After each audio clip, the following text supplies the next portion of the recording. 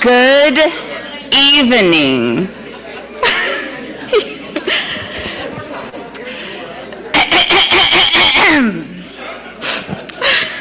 Coughing after COVID. Good evening.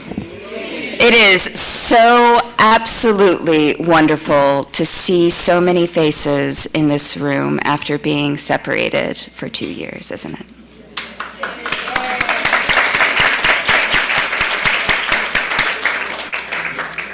My name is Allie Crandall. I have the pleasure of serving as the interim director for the Joyner Institute for Gullah and African Diaspora Studies this year, and I am so thrilled to welcome you to the 2022 IGGAD conference. As you can see, some of us have spent the day on traveling around Sandy Island and Plantersville in a truly wonderful experience, so I appreciate your patience, and I hope that you're enjoying your meal as we get our talk started. It is my distinct honor, and I don't think when we started IGGAD in 2019 that this event would take place. We have with us Michael Allen,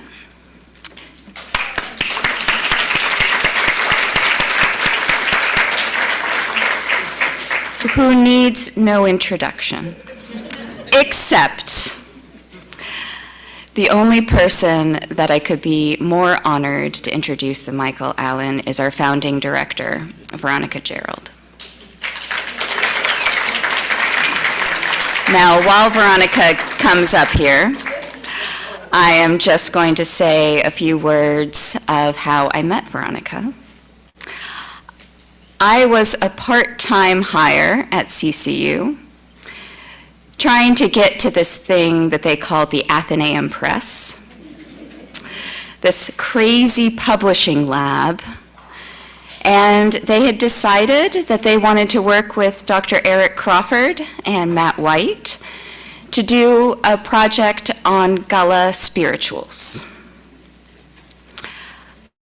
I knew a little bit about Gullah, but I also knew that we had one of the founding commissioners for the Gullah Geechee Cultural Heritage Corridor sitting no fewer than 3 doors down from my office. Veronica has given not only myself, but the Joyner Institute, the university, the region, and the nation a guiding force and wisdom to be able to guide this path forward.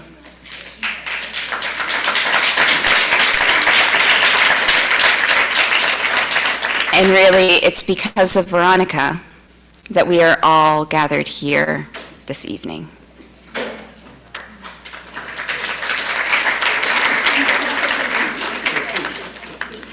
So, Veronica, the real reason why we're here, please, would you come to the podium?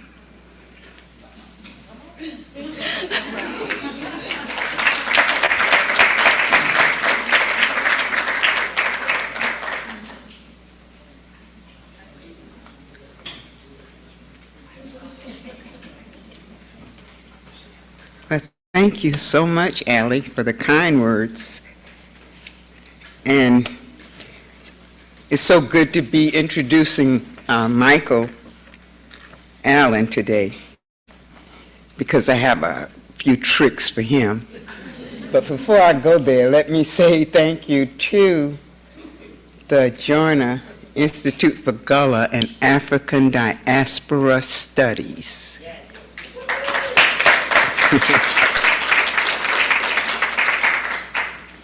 You know, when you work in an academic situation, we have a tendency to shortchange and give short titles. Like if you're teaching English, you become Eng, E-N-G. So I have to say the whole title of the Institute, because that's the only way you're going to get Gullah in it. So I challenge all of you to be sure that you mention the name Gullah, because as we stand here today, and Michael and Victoria, Anita, and I don't know how many others of us are in here that what I call started early on, before people even connected Gullah and Geechee together, before they even knew how to pronounce Gullah, and before they even knew that Gullah people could be college professors and not maids and cotton field workers. So to have everyone here today, the ancestors, are very proud.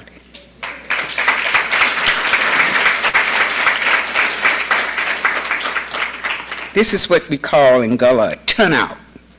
Not turnout, a turnout. This shit a turnout. You know what I talk about?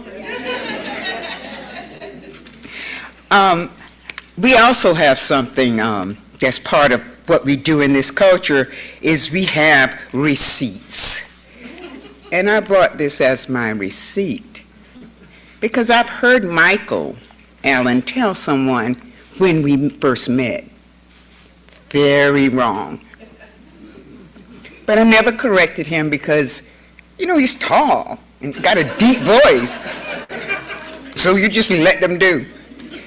But on April 17th, 1993, I did a talk called Out of the Mouths of Ex-Slaves, the story of Mount Pleasant. And you and Tanya came, and you brought your 32-year-old son in your arms. Get it straight. We have a 30-year relationship. How it started was his interest in Gullah. He was working with the Park Service and my interest in Gullah Geechee because I was at Coastal, and I wanted to find a new way to teach English, so instead of teaching William Faulkner, I would look at folklore in the novels of William Faulkner.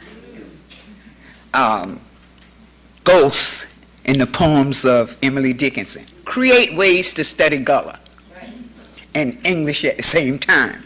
So Mike, there are several of us that had been called back to the area by the ancestors, you called them whatever. Several of us came the same time. Anita Prather's here, Marlena, Ron and Natalie, Michael, Jonathan Green. So many of us came back. You had Susan Grant, you had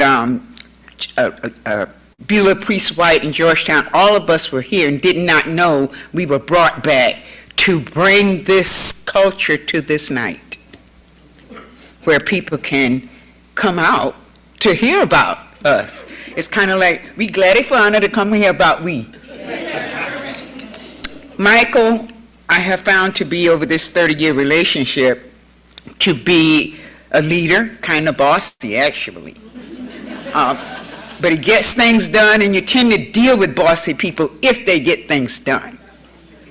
But if you're bossy and you're not doing anything, that's another story. We, for that 30 years, we came together in several relationships.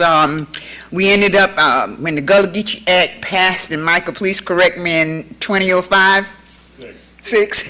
When the Gullah Geechee Act passed, it brought with it the designation of the Gullah Geechee Cultural Heritage Commission, which was what I was on for 5 years, and Michael was our community relations person with the National Park Service. So we've always been connected, but our main work together came for that 5 years when he was the community relations person for the Gullah Geechee Heritage Commission. Tonight, to have him be the keynote is just an honor for you. He will tell you all about himself. And when you hear that voice when he gets up, you will know that I was telling the truth about him being at this event, because you will never forget his voice. Without further ado, I'm going to invite my 30-year-old friend, Michael Allen.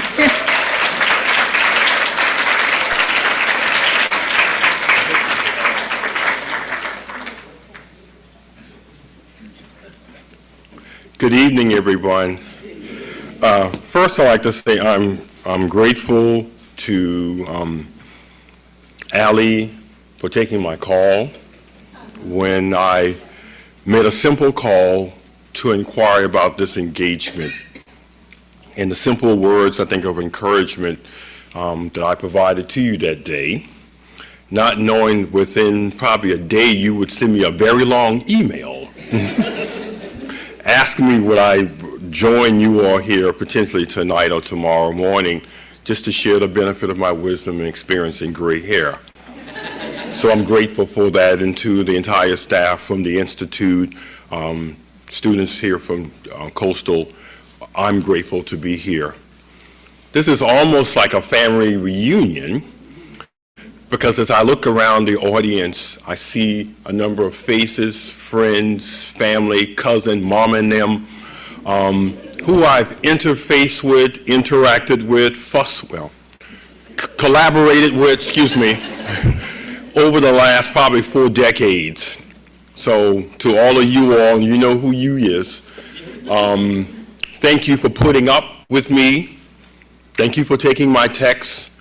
Thank you for taking phone calls from me, emails, or just being confronted personally. Thank you, thank you, thank you for all of that. Being here tonight,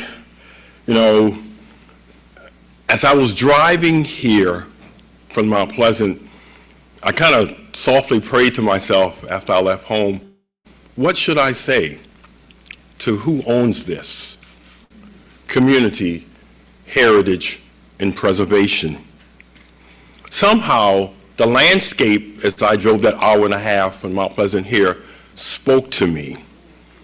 And there were fundamental things I saw outside of my windows I was driving. It's what I want to share with you today, because that's a part of how we got to this place. But before we get there, I was fortunate enough to be raised connected to the corridor in King Street, not that far from here.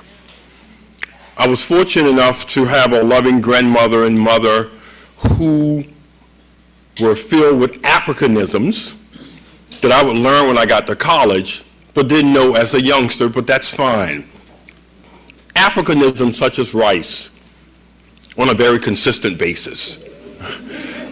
Africanisms such as chicken on a very consistent basis, and okra and peas and corn and so forth and so on, Africanisms. My grandmother was an avid church attending person. Whether it was baptism, Sunday service, or funerals, I was there with her. One of the things that struck me about our journey to church was not the baptism or the Sunday school, but the funerals that she took me to. And having the opportunity to see another Africanism at the funeral, at the burial, that I didn't know until I got an adult what was happening, but I saw it happening consistently, called passing. Not color passing now, okay? That's a different story, subject matter. But as the person who had deceased was being lowered into the ground, standing on either side of that individual would be a member of the family passing over the youngest member of that family. Didn't know what it was. I saw it. I didn't understand it, but I knew it was important. These are the foundational traits DNA that was imparted into me by my family. But for many years, they just lied dormant within me. When we talk about education, as we should talk at this college institution here, I can look back and say, I'm sorry that in my formative years of elementary, middle, and high schools, these Africanisms were not discussed with me. I know that's not the case, hopefully today in schools in South Carolina. Well, it still is? Okay, then I correct myself. However, those are the things that I experienced and saw, but didn't understand the full meaning of it. Fortunate enough, I was blessed to attend an HBCU, SC State University in Orangeburg, go Bulldogs. And in my freshman year, in my South Carolina history class, reading from Dr. Peter Wood's book, Black Majority, I began to see myself. As I turned the chapters and turned the pages, all those DNA traits, those Africanisms that I saw and experienced or was exposed to was opened up to me by the text of Black Majority. And so when I began to look at that, I said, oh wow, now I understand why certain things were done, or why we ate certain things, or why we did certain things. This now was opened up to me. But it still was just inside of me. No way to use it, no way to expel it, but it was still there, but I had a better understanding. Somewhere along the summer of 1980, the opportunity was afforded to me to begin a journey with the National Park Service. Out of all places, Fort Sumter National Monument, a very consequential place in our American experience, a very challenging place even today in our American history journey, and a beginning of a change in some respects for our nation and its view on people of color. That's where I found myself in the summer of 1980. But still, this Gullah stuff is still dormant inside of me. But unfortunately, within a few weeks of working at Fort Sumter, I began to be peppered with these type of questions. Why are you here at Fort Sumter? What do you have to do as a black man with the history of Fort Sumter and the Civil War? Perhaps what stories will you be telling about the Civil War? Then it got very deep and psychological and mental when people then began to put themselves back in the battle back in 1861 and wanted me to know which side perhaps they were fighting on. I had to follow them by a pronoun because they kept saying we were there and he was there and she was over there and where was I? These are the things that I faced in the summer of 1980. So one day I said to myself, I said, maybe I should take a look at the place I'm working to have a better understanding. So I went into the bookstore, looked around there at all the titles and books that they had in the shop. I wasn't in the bookstore. I went in the museum, as you all would do, at any historic site that you visit. And so I looked around the visitor center, I looked around, that museum, and I wasn't there either. But then I realized that museum was built in 1961. I know I wouldn't have been in there. Then I said, well, maybe my coworkers are at least talking about something I need to understand. And so I listened to their presentations, and I wasn't there either.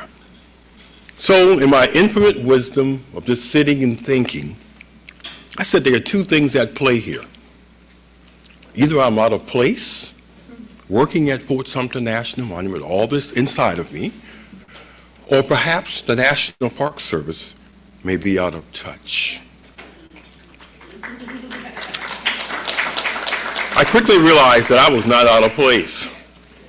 So now this began my journey of intersecting with Gullah Geechee history and culture, because it then gave me an opportunity to bring what had been hidden in plain sight, plain view, to the forefront. But a lot of folks said, well, Mike, how were you able to do that with the National Park Service? A very kind of staunchy, old, conservative federal agency?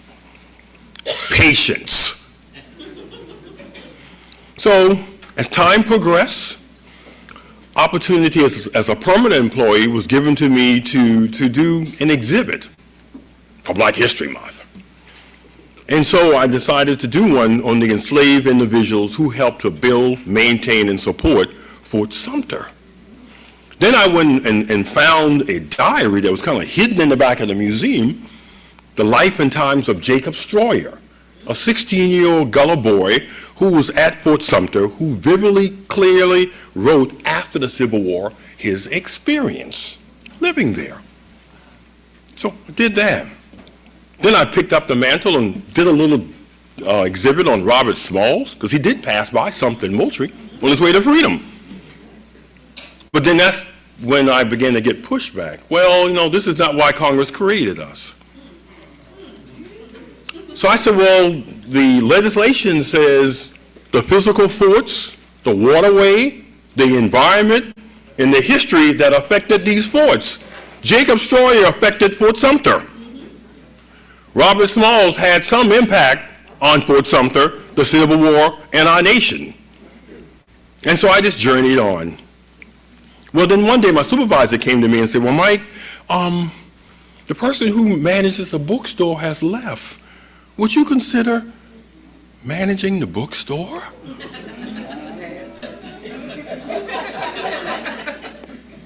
So I didn't say anything full of it. I just kind of hesitated.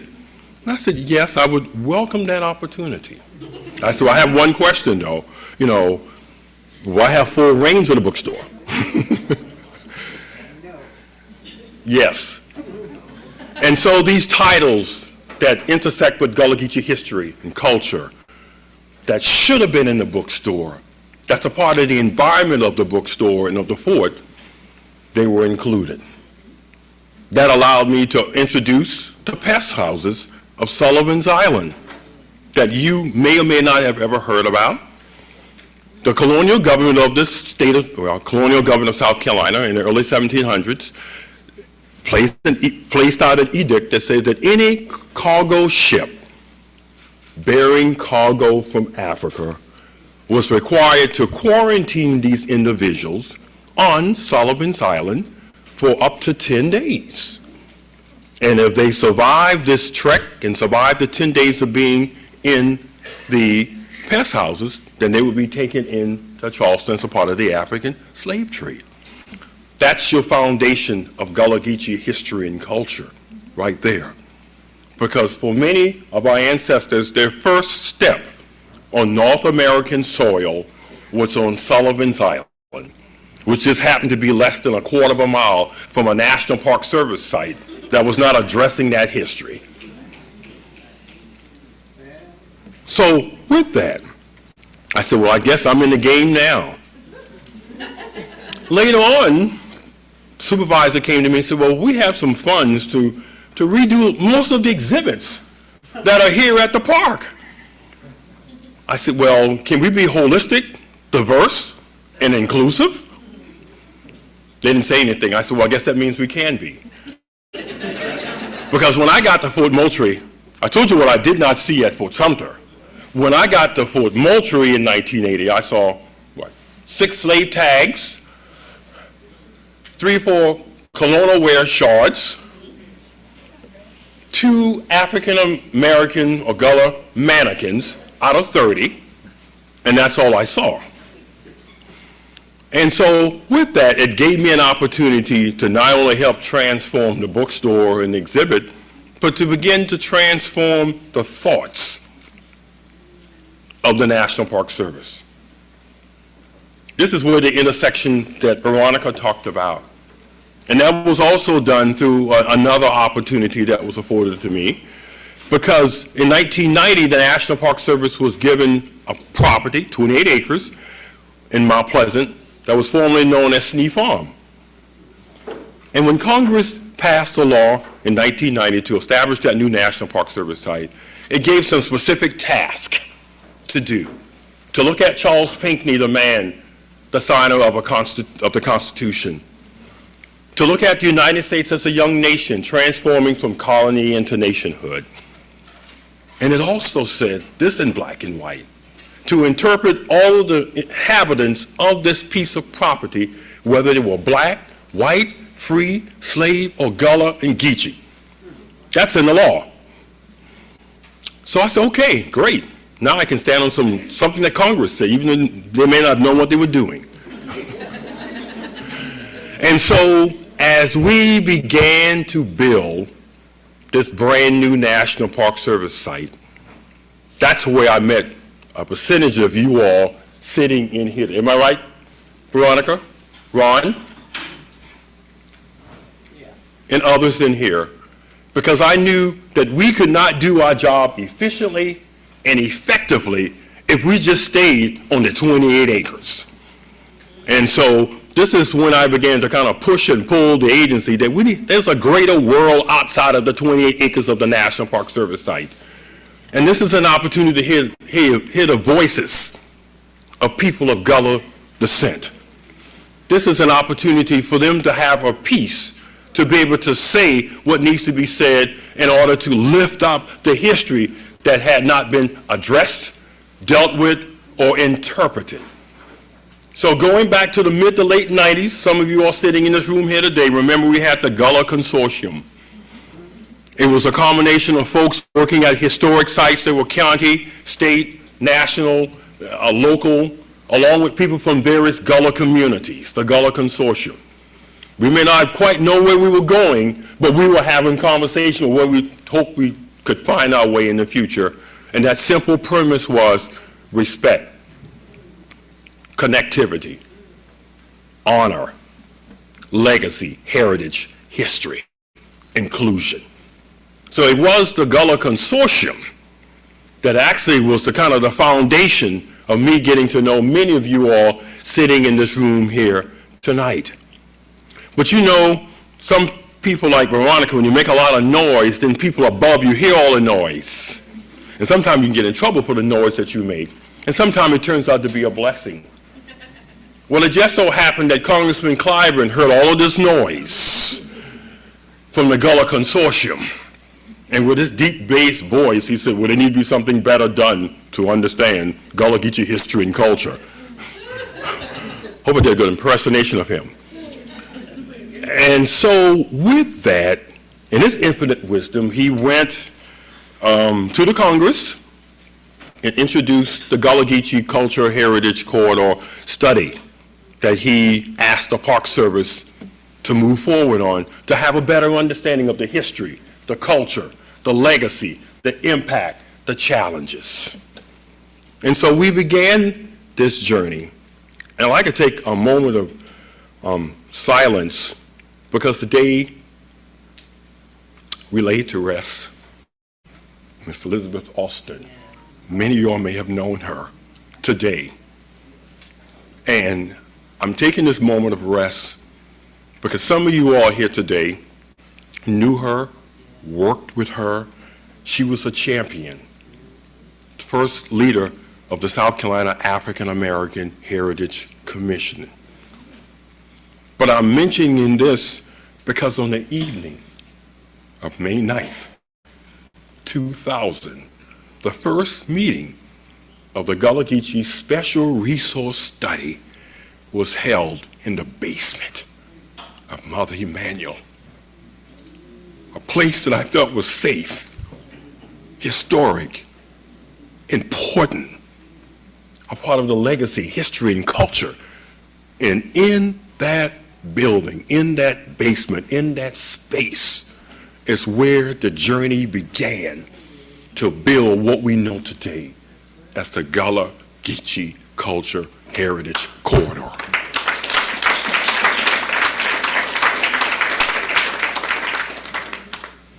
It was a challenging first meeting. I was paired with our team out of our Atlanta office, and I was kind of, asked to, the historical part and the community part. And so I understood this to be history. And so in my infinite wisdom, we contracted with a court reporter to come, to capture what was said, and we had it videotaped so people could have this for history's sake. And a few minutes before the public meeting began, The court reporter came to me and said, Mike, will anyone speak in Gullah here tonight? So I said, well, ma'am, this meeting is about Gullah Geechee history and culture. I would expect that. So she said, well, if that happens, I may have a little problem. I said, we'll work it out. We'll take care of them.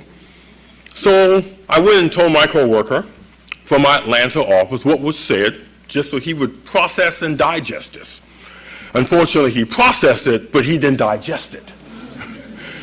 Because when he got up and welcomed everyone to this initial meeting of this journey, of the special resource study, and thanking everyone for being there and looking forward to hear their comments and thoughts and everything else, and he said, oh, by the way, we can't speak in Gullah because the court reporter can't catch it. That's when I knew I was called, chosen, appointed, and anointed for this job, because I had to then stand up and say, this is why we are here, because of this small faux pas. Speak in whatever manner you wish, say whatever you need to say, because that's why we're here. So in that basement on May 9th, 2000, we began, I didn't say I or the National Park Service, I said who? We began this journey. Now, it was a long journey. Over the course of the next 4.5, 5 years, we had a number of meetings throughout the corridor. And this is when I really learned all about Highway 17. I was used to driving to Myrtle Beach, but I didn't really go to Wilmington often. And so I found myself on many occasions, many afternoons, having to drive to Wilmington, because that's a part of the footprint of where Gullah people moved, transitioned from those pest houses on Sullivan's Island all the way up to the Cape Fear. Then I began driving south. I had some knowledge of Beaufort and Hilton Head, but I learned a lot more as I began to, travel up and down the highway and 21 and so forth. And so did that. Then I got over into Georgia, which was kind of a different challenge, because I really didn't know too many people down there, and I didn't know how well I would be welcomed, but that worked out well, so I found myself on Sapelo. That was great. Even got some Life Everlasting, but we won't go there either. You were there with me, Veronica. Culprits. Then we continued down to Cumberland Island, to the north end, where the historic church sits today, the Gullah Geechee Church there. Then we found ourselves in American Beach, Fernandino Beach, down into Jacksonville, all the way down to St. Augustine. So the course of this next 4.5, 5 years, we were building the case for what we call exploring the soul of Gullah Geechee history and culture. We were building the case that America, that the United States, that our community, that our culture, that our people needed a national heritage area designated by the United States Congress, authorized by the United States Congress, and signed by the President as well, that will deal with the history, culture, legacy, and its and importance. And that's what we did. We worked through that process. We collectively worked through that process through 2000 to 2005. We got to a point where that document was pulled together, reflecting the voices, the thoughts, the aspirations, the dreams, the goals of people up and down the coast. Brought that together. Put it on Congressman James E. Clyburn's office and on his desk, and with the Secretary of the Interior signing off, and with the head of the National Park Service. Then I thought my responsibilities were over. That's what I was asked to do. Well, then the congressman said, well, if this gets past Congress and the heritage area is born, somebody got to deal with them. So I said, okay. Well, he introduced legislation in 2005. Now, Congress can be a tricky thing, because if it doesn't pass at a specific time, you got to start all over again. And so it happened maybe once or twice. And the last time I got a call from his Washington office saying that he was working out a process with one of the senators from out west, and they have to put the Gullah Geechee bill in potash So I said, what is potash? Some sort of chemical that's mined out of the ground. This is Congress now. So I said, well, if it have to be buried in potash in order to pass the United States Congress, so be it. As I was on this journey, working with you all with this corridor on the horizon, I found myself at many conferences as I am here today, Ali. And I had just finished a Sala in Atlanta. I was sitting in the airport. In Charlotte. Sitting in the airport. Yeah. And I got this call. And so I knew it was 202, that's Washington. And so I picked it up, and the voice on the other end said, it has passed. So as I sat in the airport, hearing this call that it had passed, thought about the challenges that folks had to go through, overcome. I thought about my trip here today, seeing the transformation of the landscape along the Wando, the Santee, the Waccamaw, the Black, the Great PD, the Sandpit, the transformation that took place by people of color, Gullah Geechee persuasion, changing hardwood forests into rice fields, which was the foundation of our experience. That in Congress' infinite wisdom, a simple bill in September of 2006 was passed that brought some depth of recognition to the challenges, to the sacrifice, to the lives that were lost, to the history of a people that had often been forgotten, maligned, pushed to the side, disavowed, hidden in plain view. But who owns this?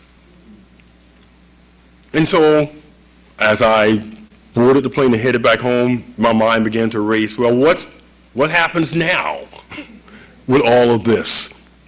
Well, I quickly learned that there were several provisions which I knew in that bill that someone needed to carry out.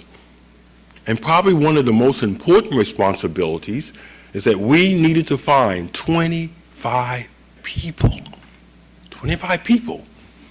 across the 4 states of the corridor who were willing to be the initial commissioners of the Gullah Geechee Culture Heritage Corridor. Now, mind you, finding 25 people can be a challenging. Finding 25 of we can be a challenge. But we prayed and we worked it through. And in October of 2007, at the Avery Research Center for African American History and Culture, those 25 people, and some of them, in fact, initial commissioners, you here stand. Please stand.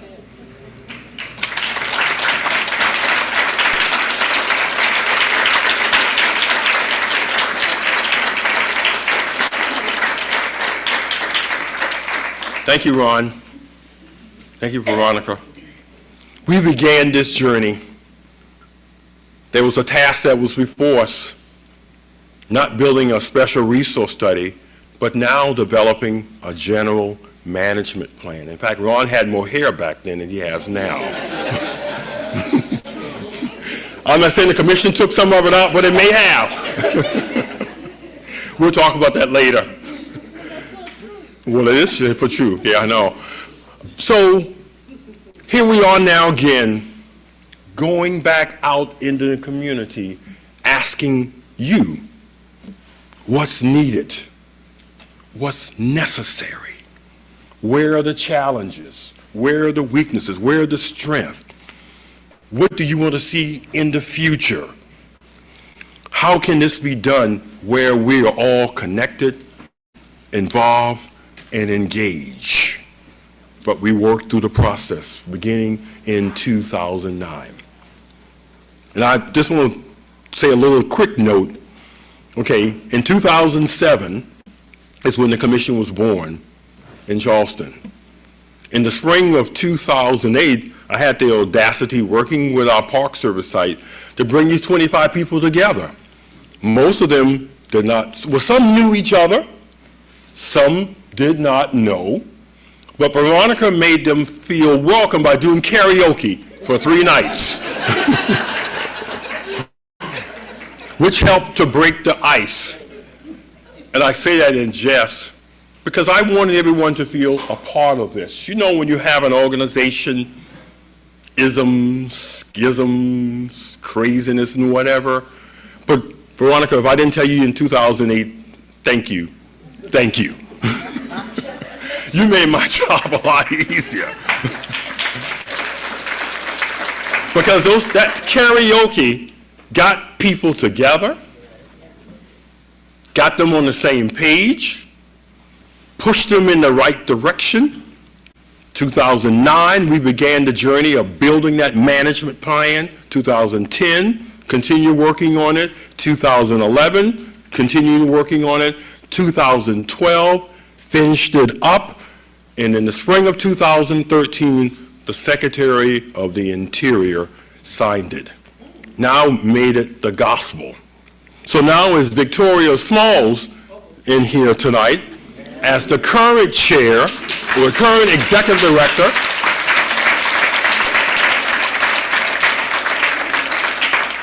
of the Gullah Culture Heritage Corner. The first thing I said, read the Blue Book.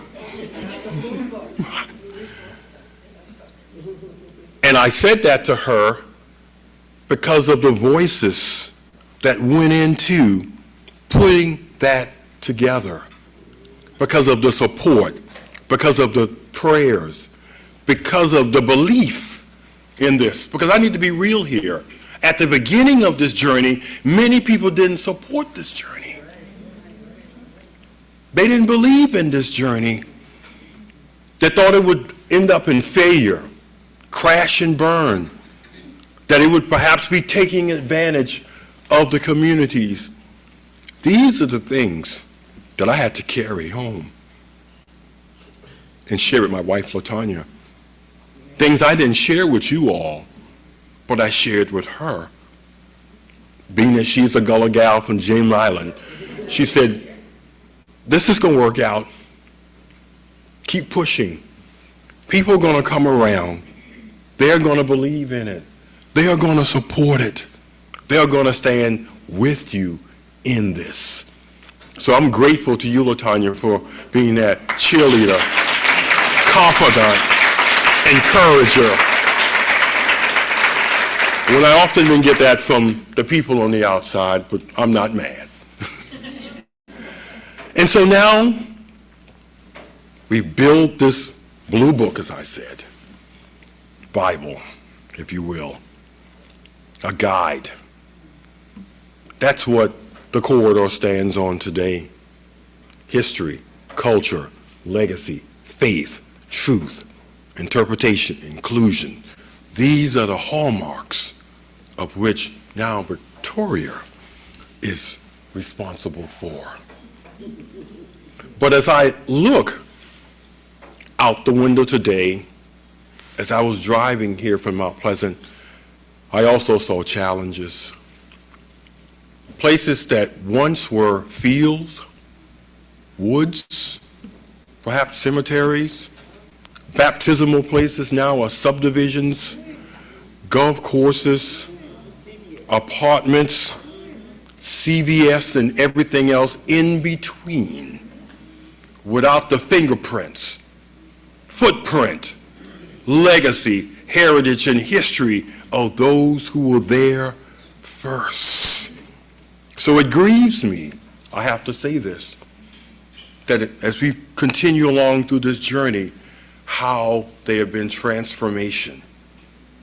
Speaking truth again, sometimes I'm concerned about the depth of the job that we have done to elevate this history, this culture, and this legacy. Because some folks have stepped in to co-opt this,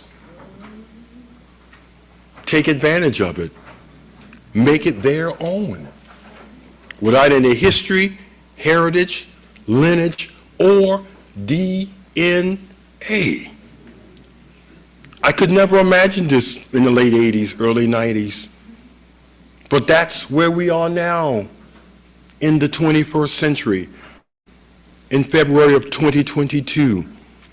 And I would be remiss if I did not say that. I would be.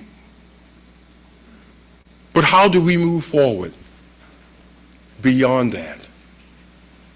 I believe that the management plan that Victoria and the commissioners and you all have in place gives you the voice, gives you the power, provides you the opportunity to speak. One of the things I said a lot in building this, and I know Richard Habersham would attest to this, silence means consent. Silence means consent. So that means we have to find ourselves at county council meetings. Silence means consent. We have to find ourselves at city hall and city meetings, state meetings, federal meetings, the Department of Transportation, the electrical company, cell towers. All these places have now infiltrated our community, our culture, our way of life, our history, and our heritage. And if our voices are not raised, then what was the purpose of this exercise? What was the purpose? But also, as I look around the landscape, I see successes. As I was driving here today, at the corner of Hamlin Road and Highway 17, I saw a state historic marker that was put up in 1998. Some of you all sitting here today were there when we dedicated that marker to sweetgrass baskets. Am I right, Dale? You were there. We didn't know, by placing that state historic marker on the corner of Hamlin and Highway 17, the impact that it would have on basketry, those who partake in that historic ancient craft.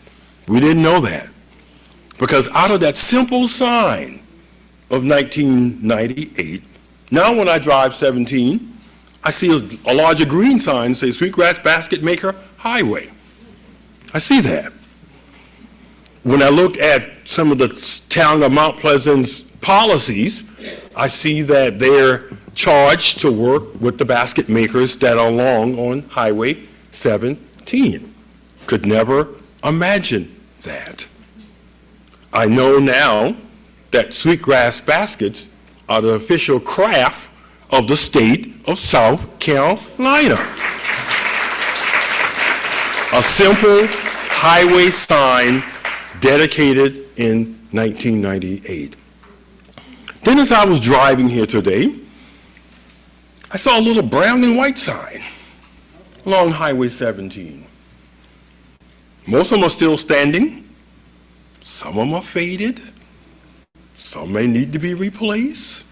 Some I think have been stolen because they're not where I had them placed. So that's a hint. Thank you, ma'am. But imagine this. In every county, from Pender County all the way to St. Augustine County in Florida, Pender, North Carolina, St. Augustine, St. John in Florida, a brown and white sign is at the border, or should be, of each of the counties along Highway 17 or A1A.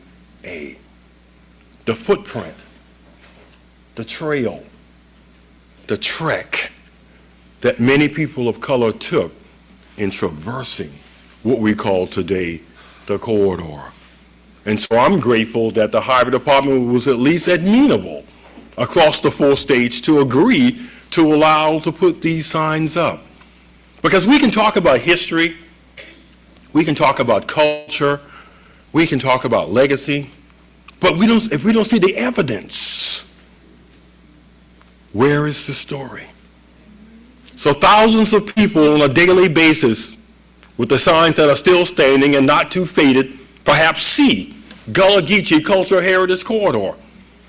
They may Google it, or they may just try to find out more about it.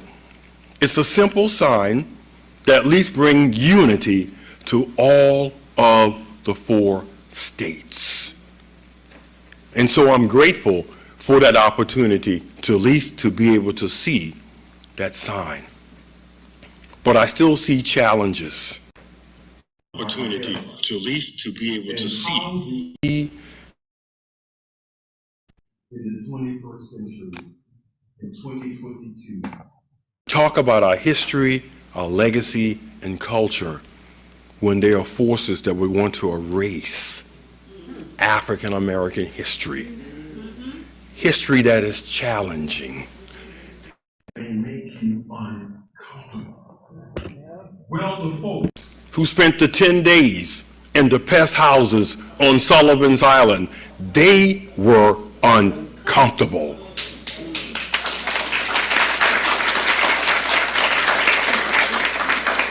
As I told some folks on a Zoom call with MUSC just last week, that pandemics, quarantines, diseases, being separated is nothing new to Gullah Geechee people, because when we arrived here, we were quarantined in a pandemic. And our history has moved and shaped because these are still the challenges we have. And I believe that the corridor can be a vehicle to speak light into a dark place in order to let folks know that we cannot erase the history of our nation, of our community, of our legacy, of our people, of our ancestors. And to be truthful, all of us need to know this. All of us. I think we are better because of it. So when I think about the pushback that I may have gotten from coworkers saying that, well, this is not why we were created, but I know better today that we are better because of it. Even when I look at the very park that I began my journey on, there are physical things there now that I didn't find when I got there in 1980. In the summer of 1999, one of the hottest days in July, a simple sign was placed up on Sullivan's Island next to Fort Moultrie, and some of you all here were there, that says, "This is Sullivan's Island." This is the first public acknowledgement of the arrival, the diffusion, the history, legacy of African American Gullah Geechee people on that island where a great percentage of people came through in the 18th and 17th century. Today, when I go to Fort Moultrie, I can sit on a simple bench left by Dr. Toni Morrison from her poem that says, "Bench by the road," that there's no place where we can sit and contemplate the arrival, the fusion, the history, the legacy of people of color. But there is a place at Fort Moultrie today that you can sit and contemplate and reflect on their presence, history, legacy. I can go into the Visitor Center today. I didn't see it in 1980, but it's there now, African Passages, which talks about the history, the culture, the arrival, the diffusion, the legacy of Gullah Geechee people in a context that all Americans can see, hear, understand, and hopefully connect with. I can see these things today. So I want to leave you with this. Yes, we may be in trying times. Yes, history is under assault. Yes, folks may want things to be in a more simpler time, 30, 40, 50, 60 years ago. That is not a reality. So I encourage each one of you in your own respective way through your organizations, groups, agencies, entities, communities, however, wherever you are, to keep pushing. Keep pushing. Keep pushing the boundaries, number one. Don't be afraid to speak up. Secondly, stand on your truth. The bottom line, I would not be able to stand here today if I didn't have relationships and friendships with you all beyond the boundaries of where I work. I would not be able to. So I want to take this opportunity again to thank each and every one of you all that are here this evening. That who could imagine in 1999 when we gathered in the penthouse of Congressman Clyburne's office, and you were there too, Veronica, that we embarked on this journey to explore the soul of Gullah and Geechee history and culture, and we would find ourselves at Coastal Carolina in February of 2022. Yes.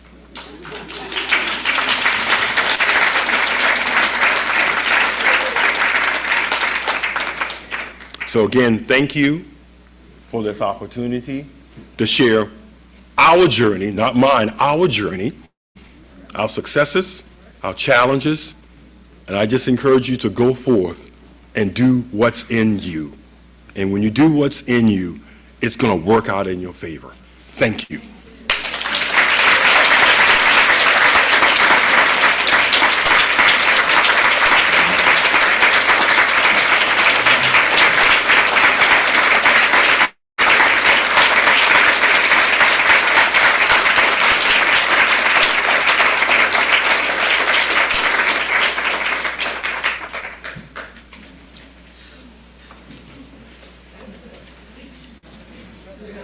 Wow.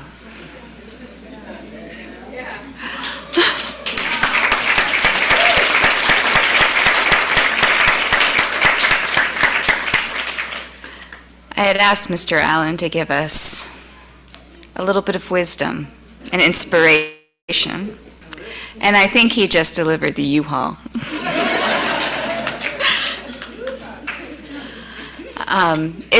I hope the conversation continues. Just to give a little bit of logistics for those of you that are taking the shuttle to the conference hotel, we still have half an hour. Yes, so please enjoy another dessert, another drink, have a further conversation, and if you would like, we can have a short Q&A with the keynote speaker. Absolutely.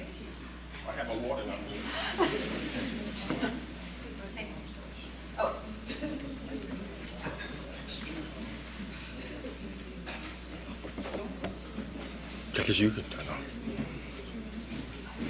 know. Someone's in the back, ma'am. Oh, I know her. Oh, wow. I haven't seen you in years. I'm Sherry Ann Suttles. I was born in Chicago. I grew up in Detroit, Michigan. I never heard of Gullah or Geechee until 2000, the year you said it all began. I was working in the county government in Charlotte at the time. We used to vacation here in Myrtle Beach. Where are the black people? I don't see no black people in Myrtle Beach. They're in Freewood's Farm and Atlantic Beach. Okay, we will go to Freewood's Farm first, then we will go to Atlantic Beach. And I did. And Michael, you know the story from there. Yeah. We wrote a book and all that good stuff. I have a gift to present to you. I didn't come here with no questions. I came to see you, to greet you. Oh, yes. And to tell you, we started here, we moved to Florida because I was commuting back and forth. You I said, were. oh, we got to stop that. But I'm back. You didn't know that, did you? No, ma'am, I did not. I had moved 3 weeks ago to Charleston, South Carolina. You're going to I want to give it. I'm going to hug and kiss this man. He knows me when. And today I stopped in Georgetown on the way here, and I cried. I couldn't get out of my car to go into the Gullah Museum and greet Andrew Rodriguez. Yes. Because his wife Bunny Rodriguez. Yes, ma'am. Was my big sister here. Taught me a little Geechee. I don't know a whole lot of Geechee. Okay. And I couldn't get out and greet him. I was so moved that I was here in his presence and her presence. Yes. And I yes. told my friend from Florida, "Where are you, Michael? Why are you crying? Why are you crying?" I says, "It's tears of joy Yes. to be back here in Gullah Geechee land as an honorary Geechee gal."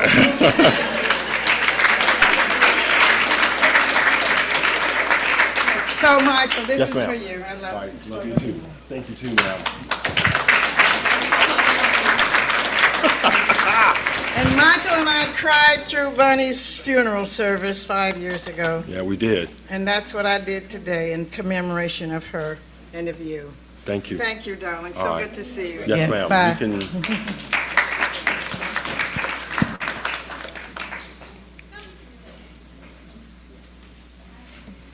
Jane, he's behind you, ma'am. I don't have a question. I just have a tribute. Where's Latanya? She's coming in now, I think. She's at the back. Michael and I started this journey together in that pit house, and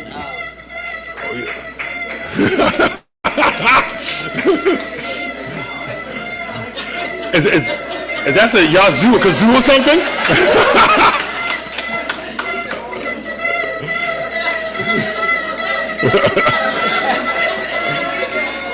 Is that some type of coastal welcome or something? it is.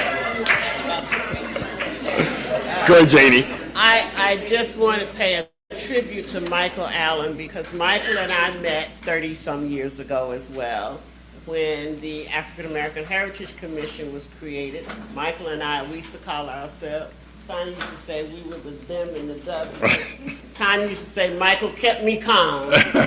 And I used to say to Michael, I didn't know Tanya well then, but I have to pay tribute to her just as Michael did because she has been phenomenal in the journey with Gullah Geechee as well as in the journey with the South Carolina African American Heritage Commission. And Michael said we were in Atlanta, we were in Charlotte, and then I ran out in the parking lot and just jumped up and down like crazy when we got the call from Washington. So Michael, thank you. Thank you. For the journey. Thank you for allowing me to ride the journey with you. Yes, ma'am. And it has indeed been a pleasure. I used to say, Michael, you got children at home. Get off this phone. I'm so glad your wife is not jealous because it's midnight and we're on the phone together.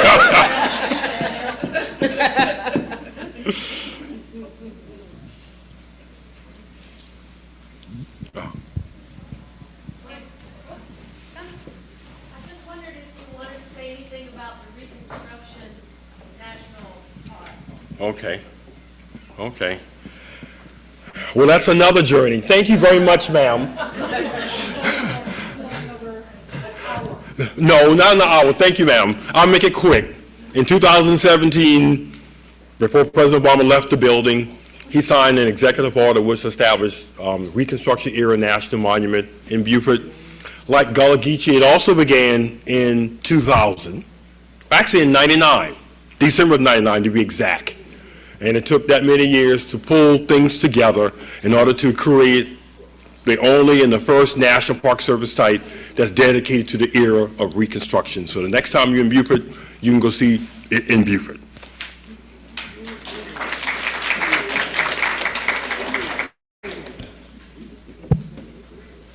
Hi, good night, everyone. Good night, Mr. Michael Allen. I'm from the Republic of Trinidad and Tobago, and I want to absolutely thank everyone responsible for this particular event. I studied at the University of the West Indies in Trinidad and Tobago. However, my journey here was really to find me because as a child growing up, I always heard that we had relatives in the south of the United States, in Nova Scotia, Canada, in St. Vincent, that's on my mother's side, Chatoye, and being in Trinidad and Tobago and learning and hearing the history, I was curious. And so I am now pursuing a PhD at Kennesaw State University in international conflict management, but I decided to still continue the study of me, and so I am looking to chart and reconnect and create a space for transnational solidarity based on the history of Gullah Geechee and Americans of Trinidad and Tobago, who you may be aware of. And I also found a link in my research to Gullah Geechee, Americans, and members of the African diaspora in Venezuela, that far south. And so Okay. I want to thank you all for the groundwork that you did, where I could continue to traverse. Well, thank you. And I just want to say it's grateful to have this conversation from an international perspective, because I think that's a way of, well, often our journey and how it may be interpreted or discussed is just on this side of the Atlantic. But that's not exactly true. It's also on the other side. So you have to give honor and respect to that. So again, thank you for sharing and opening up this conversation from an international perspective.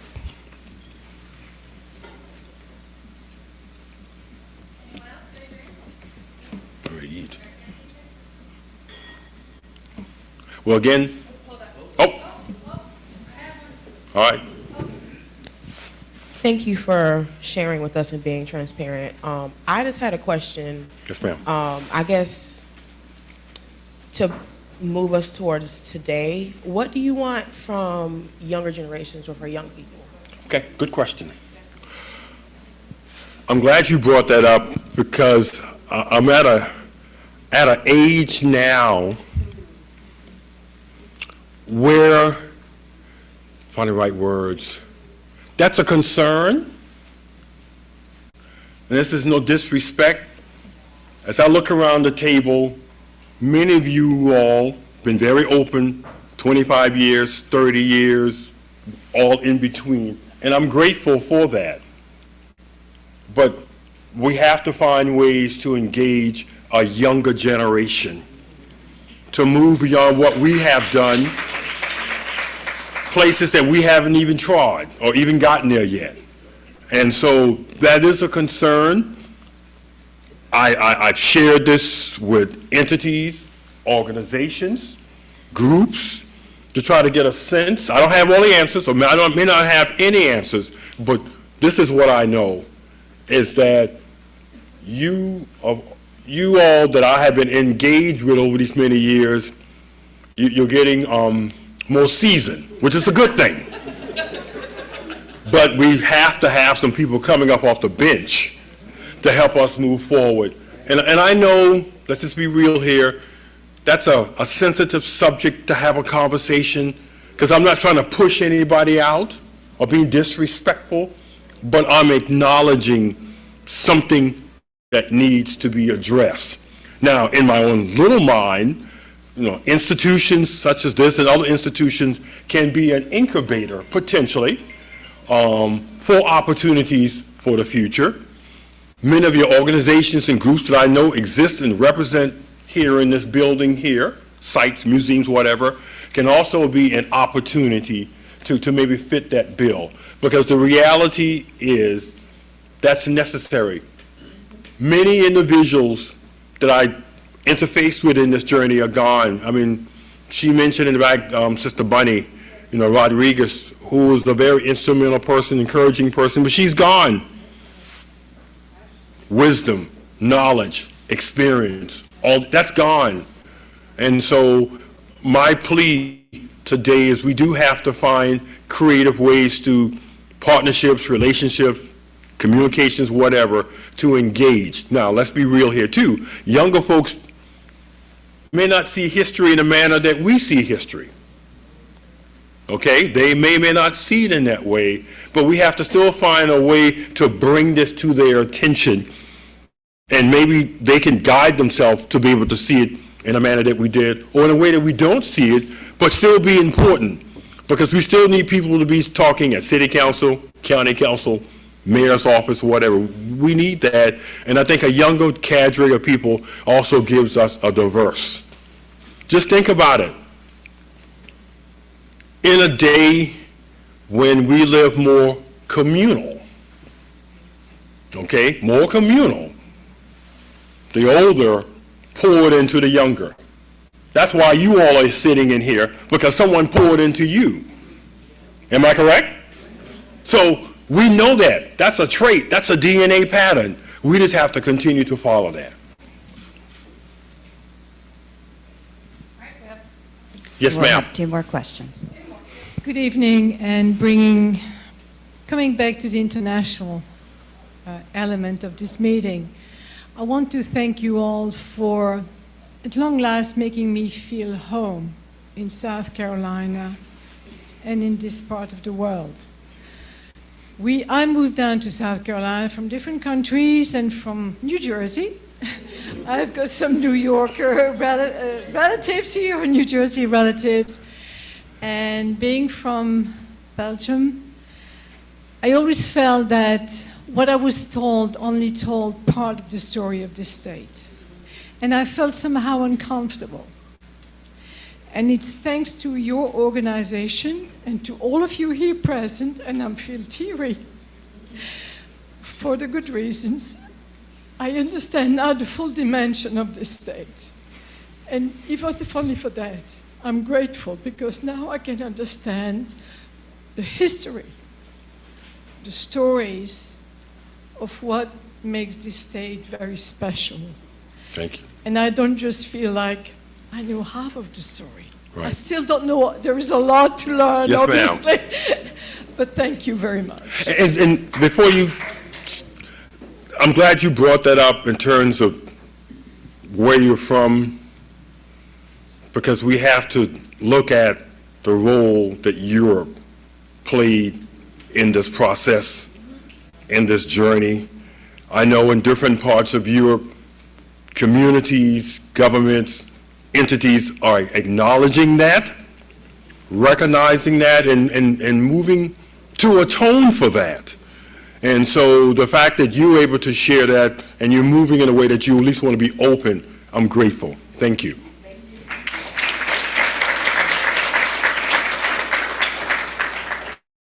And our last question will go to Ms. Singleton-Prather. First of all, I'm proud of you, my brother. God bless you. I'm always interested in kids. If you want children to really be interested in this Gullah Geechee history, you got to put the money to it. Mm-hmm. We have to teach our young people the economics of this Gullah Geechee culture. Mm-hmm. History for history's sake don't mean nothing to kids. But when you tell them you can take a sweetgrass basket that doesn't cost them anything except for time, and they can make $300 to $400, $500. We have to find something that can compete with drug monies. And I'm just real. I'm just straight up. Straight up. And even $15 an hour cannot compete with drug money. Mm-hmm. But when you start taking these young people and you start teaching them the history of their community and letting them be the tour guides, and you take a tour bus that would cost $40 per person, you talk about 40 people, that's $1,600. You teach them how to take that same tour and say, I'll tell you what, why don't you sell that same tour for $1,000? 2 hours. Mm-hmm. 2 hours. And so if they do 3 of them a day, that's $3,000. Right. Now you can compete with drug money. Now you can compete with dropping like it's hot and bending like it's cool. You can compete with that. Yes, ma'am. So we want kids to be interested in this Gullah Geechee. See, because what we teach is we teach it from enslavement, where they made no money for this culture. But if we start teaching it from the other end, that people from all over the world is coming to find out about who you are, and you're still not making any money. Right. But now if we teach you how to make some money as you preserve your culture, that's a different thing. That's where we have to go with this. Come on.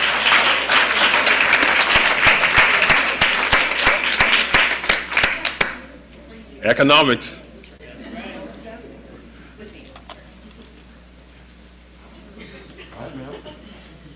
Let's hear it again for Mr. Allen. And I can tell this conference is going to be spicy. I'm excited. So just, we're at 8:20, so we are going to have one of our lovely interns guide those who are going to the hotel shuttle to that location in just about 5 minutes. Tomorrow, registration will open at 8 a.m. We will have breakfast in the courtyard outside for you. We have beautiful swag bags, and our first session will begin at 9 o'clock with a welcome and our introduction keynote from Victoria Small. So we're really excited about that.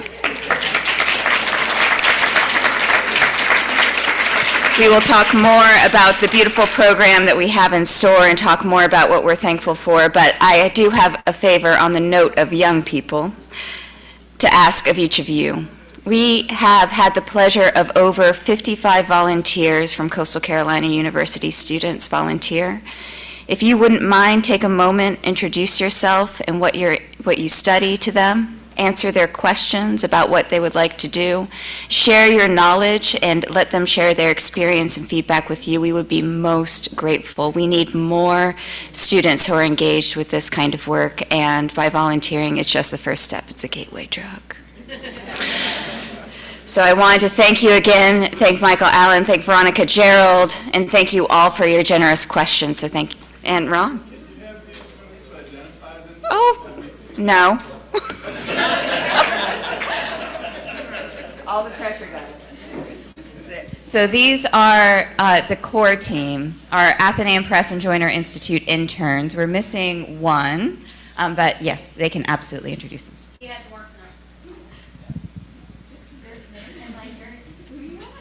Hi, I'm Samantha Senig. I'm a graphic design and studio art double major here, and I got to help design some of the swag materials that you're getting in your swag bags tomorrow.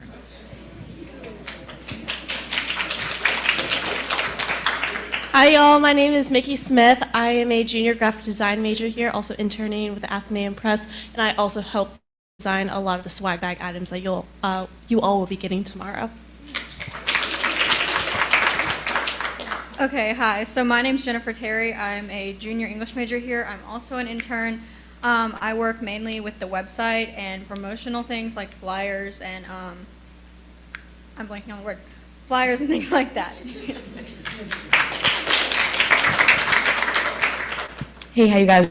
I'm Lon Sherman. I'm an English major here. I'm a senior as well. I graduated in May. Yes, thank you guys. Yes, I'm also an intern. I do a lot of things. So I'm not even gonna list. We're the heart. We're the heart. Yeah.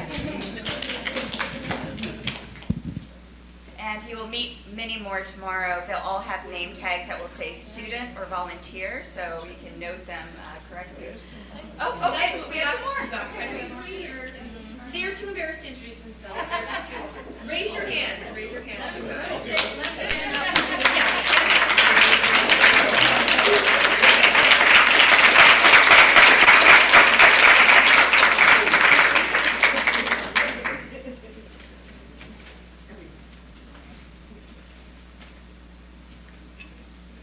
Did everyone enjoy dinner tonight?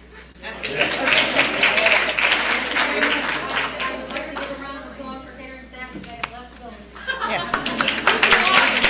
We'll continue to thank them, and I would also like to thank our illustrious assistant, Callie Duncan, who made this whole space beautiful. All right, for those of you that are leaving on the hotel, please meet us into the back door, and we will walk you to the space where your shuttle carriage awaits. We'll see you all tomorrow morning.